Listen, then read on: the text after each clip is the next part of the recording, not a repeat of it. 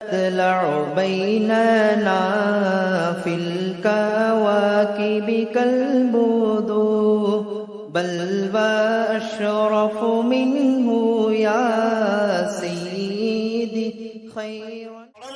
குறிப்பாக இளைஞர்களுக்கு சுதந்திர தினத்துக்கும் குடியரசு தினத்துக்கும் வித்தியாசம் என்பது தெரிவதில்லை.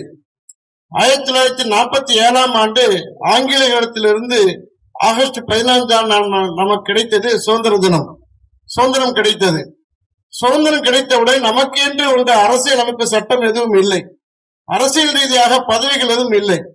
இந்த நேரத்திலே நமக்கு என்று ஒரு அரசியல் சட்ட அமைப்பை உருவாக்க வேண்டும் என்று டாக்டர் அம்பேத்கர் தலைமையிலே அரசியல் நிர்ணய சபை உருவாக்கப்பட்டு அந்த சபை 3 வருடங்கள் இதற்காண்டி பல்வேறு நாடுகளிலிருந்து சட்டங்களை எல்லாம் தொகுத்து இதை உருவாக்கி 1950 ஆண்டு ஜனவரி 26 இது அதை ஏற்றுக்கொள்ளப்பட்டு குடியரசு தினமாக முதலாக கொண்டாடப்பட்டது.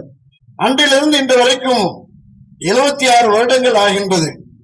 இந்த குடியரசு தினத்திற்கும் சுதந்திரத்திற்குள்ள ஒரு சின்ன வித்தியாசம் என்னவென்று சொன்னால், சுதந்திரம் கிடைக்கும் சுதந்திர தினத்தன்று மக்களால் தேர்ந்தெடுக்கப்பட்ட மக்கள் பிரதிநிதிகளான பிரதமர் அவர்கள் டெல்லியிலையும் ஒவ்வொரு மாநிலத்திலே முதல்வர் கொடியேற்றுவார்கள்.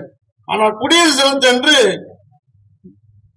அரசியல் சட்டத்தினுடைய முதல் குடிமகனாக தலைவராக இருக்கக்கூடிய ஜனாதிபதி டெல்லியில கொடியேற்றுவார்.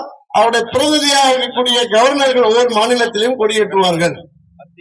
சுதந்திர தினத்தன்று பிரதமர் செங்கோட்டையில கொடியேற்றுவார். குடியரசு தினத்தன்று ஜனாதிபதி ராஜ்பாத் என்று சொல்லக்கூடிய ராஜ வீதியிலே டெல்லியிலே கொடியேற்றுவார். சுதந்திர தினத்துக்கு வளமையான கொண்டாட்டங்கள் இருக்கும். குடியரசு தினத்தில்தான் பிரம்மாண்டமான அணிவகுப்புகள் இருக்கும். இந்த சுதந்திர தினத்திலே நம்முடைய பலம் பெருமைகளை, நம்முடைய சுதந்திரத்துக்காண்டி போராடிய வீரர்களை பற்றி நினைவு கூறுவோம். குடியரசு தினத்தன்று நம்முடைய நாட்டுடைய பலத்தை நிரூபிக்கும் விதமாக பல்வேறு அணிவகுப்புகள் நடைபெறும்.